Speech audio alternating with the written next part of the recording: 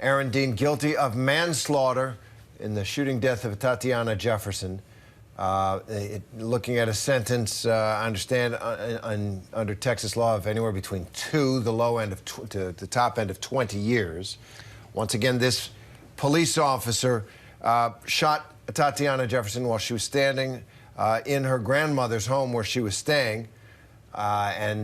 She heard someone in the backyard, Dean, going around the house, responding to a call of an open structure, that the doors were open, did not announce himself as a police officer, saw Atatiana Jefferson inside her home.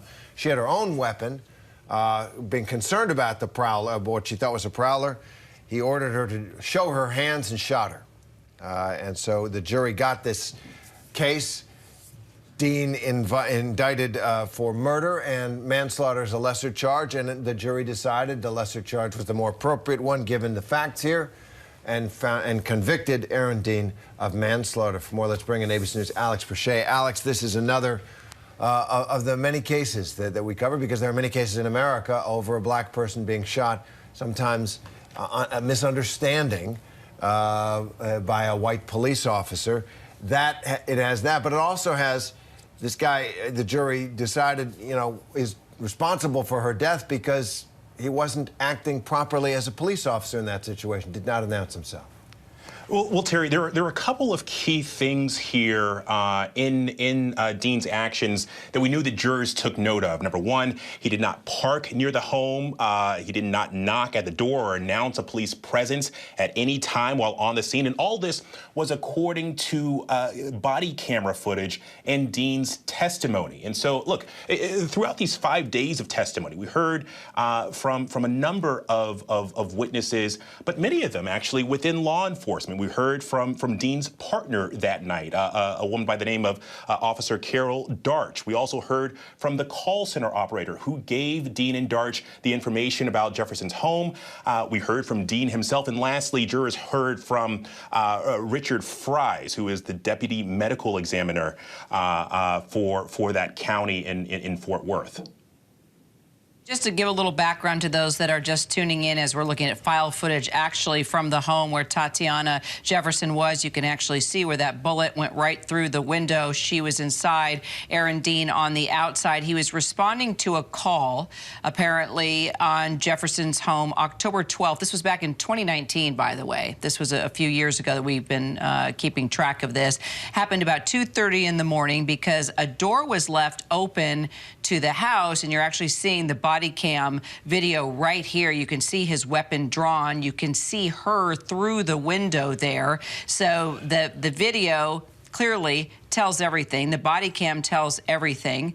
According to Dean's testimony, along with the body cam footage, as you pointed out, Alex, he didn't park near the home, knock at the door, or announce his presence at the time when he was on the scene. He testified that this was a suspected burglary in progress and that he was acting quickly. And he testified that the house looked messy inside, so that matched the description of what he was responding to. And then when he entered the backyard, you saw there by the body cam footage, you see him looking into one of the windows. You could actually see Atatiana on the other side. And here's kind of another heart-wrenching part of this story, is that apparently Atatiana was watching over her 11-year-old, well, he's now 11 years old. He was 8 years old at the time, her nephew Zion, and he was playing video games when he heard the noise and then testified that he heard the gunshots. There he is right there, where in his suit and tie testified in the court of law. Apparently Jefferson grabbed her gun before approaching the window. That's what Zion testified when he was in court there. And police officials said that Jefferson was within her rights to protect herself. Own that gun. She's in her own domicile. She didn't know what she was dealing with. He didn't identify himself as a police officer. So everything happens clearly within seconds when you're in that situation. And Dean did resign from the police department before his arrest. The police chief, Fort Worth police chief, did come forward and say that Dean was about to be fired, actually, for allegedly violating multiple department policies. So he had a background. He was on the chief's radar.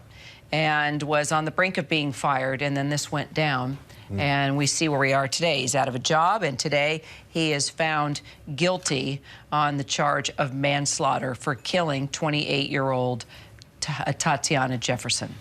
And Alex, this verdict, because it is the lesser charge, may well come as a disappointment, a stinging disappointment for Tatiana's family and for the many people we're seeing pictures of protests around this shooting of Atatiana Jefferson, and the jury could not get to a murder conviction.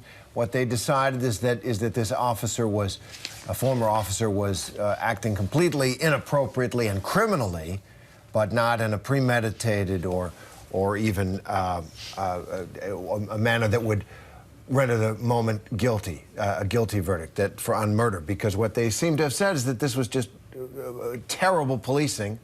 In a moment of confusion and cowardice, he killed a person that he had no right to, but it doesn't amount to murder. How will that verdict go down, do you think, with the family and with others who have followed this case? Well, Terry, I think one of the things that people are going to start to scrutinize. Well, first off, I should say that at this point we've covered a few of these trials, right? Whether it be Chauvin in Minneapolis, also Officer Kim Potter, and now here. But what people are going to be asking questions about is that last point that Kira just mentioned. Yes, Dean resigned from the police department, but the police chief there, Ed Krause, said that he was about to be fired for allegedly violating multiple department policies. And so there was going to be a scrutiny there as to what his record was, who knew about that record. And certainly, you know, there are going to be some in that community that look at today as a partial win, or maybe not a win at all, because they were hoping for a murder conviction. But I think there's also going to be scrutiny of, well, look, I mean, if there is a track record, why wasn't it up until, you know, this terrible accident, this terrible shooting in 2019 that, you know, this was raised to a point where action was actually taken? Alex Brochet, thank you so much, and we'll have a lot more news after the break. Hi everyone, George Stephanopoulos here. Thanks for checking out the ABC News YouTube channel. If you'd like to get more videos, show highlights, and watch live event coverage, click on the right over here to subscribe to our channel, and don't forget to download the ABC News app for breaking news alerts. Thanks for watching.